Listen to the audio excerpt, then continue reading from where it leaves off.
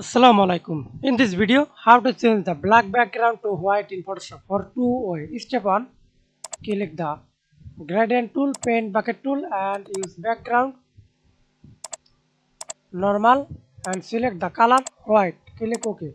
Then click the black color and this says white color. Okay.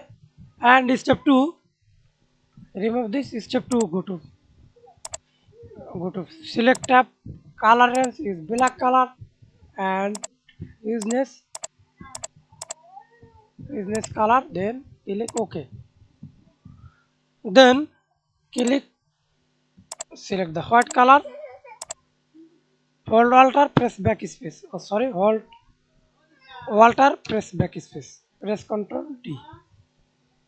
Thanks for watching video. Please subscribe to my channel, like, comment, share.